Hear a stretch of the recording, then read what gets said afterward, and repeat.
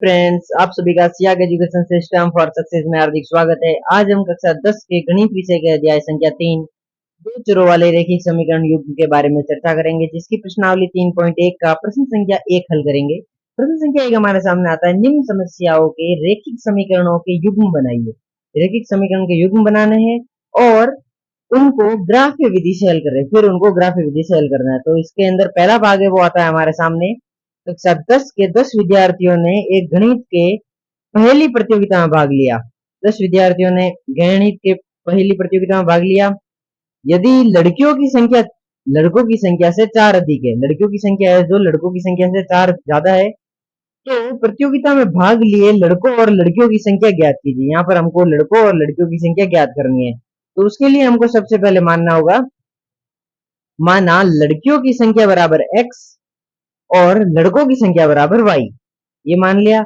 उसके बाद में प्रश्नानुसार, प्रश्न के अंदर दे रखा है वो लिखना है हमको, लड़कों की संख्या और लड़कों और लड़कियों की कुल संख्या वो 10 है, क्योंकि कक्षा 10 के 10 विद्यार्थियों ने भाग लिया, उसके अंदर लड़के भी हैं लड़कियां भी हैं, तो 10 हो गई। तो फिर हो जाएगा, इसलिए x प्लस वाई बराबर 10, यानी लड़कियों की संख्या प्लस लड़कों की संख्या बराबर 10 हो जाएगी। इसको हमने समीकरण 1 मान लिया।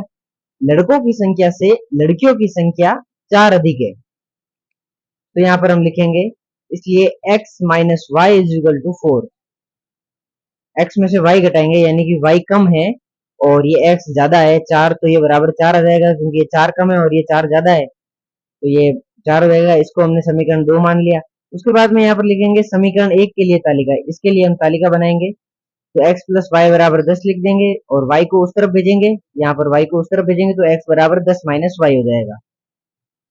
उसके बाद में ये तालिका बना दी। यदि हम x की जगह 5 लेंगे सबसे पहले, तो यहाँ पर y का मान भी 5 आ जाएगा, क्योंकि ये माइनस में और ये उस तरफ जाएगा -10। 5 माइनस 10 बराबर -5, माइनस से माइनस कट गया तो y बराबर 5। उसके बाद में x की वैल्यू हमने नहीं सॉरी y की वैल्यू हमने 4 मानी यहाँ पर, तो ये 10 में से 4 घटे पीछे बचे 6, तो x बराबर 6 आ जाएगा। y की वैल्यू हमने 3 मानी, तो यहाँ पर 10 में से 3 गए तो पीछे बचे 7, तो x की वैल्यू 7 आ जाएगी। इसी तरह समीकरण 2 के लिए तालिका बनाएंगे, x माइनस वाई बराबर 4, तो y को उस तरफ भेज देंगे तो x बराबर 4 प्लस वाई।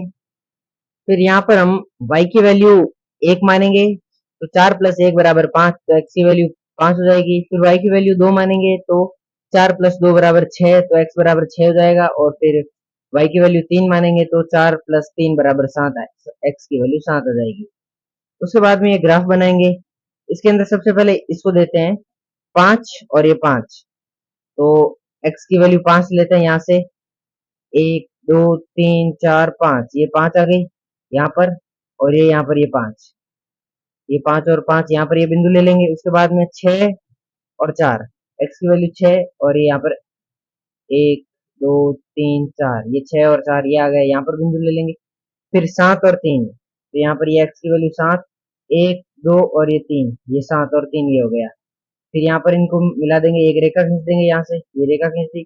उसके बाद के अंदर इसको देखते हैं, तो यहाँ पर x और y की वैल्यू है 5,1, तो यहाँ पर ये x की वैल्यू 5,1 यहाँ पर ले लेंगे, तो ये 5,1 ये बिंदु आ गया। फिर 6,2, 6,1 और 2, ये 6,2 हो गया। फिर 7,3, 7,1 2 और 3, ये 7,3, फिर इनको भी एक रेखा खींच देंगे। तो यहाँ पर ये देखते हैं, फिर नीचे लाइन लिखेंगे, क्योंकि ये 7,3 है जो बराबर है, तो लिखेंगे 7,3 दिए गए समीकरण के प्रतिच्छेदन बिंदु है।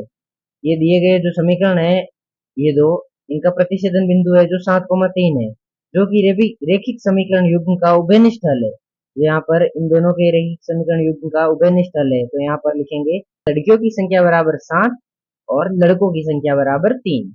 ये हो गया हमारा प्रश्न संख्या 1 का भाग संख्या 1 कंप्लीट। मिलते हैं दोस्तों अगले भाग के अंदर, तब तक के लिए जय हिंद जय भारत।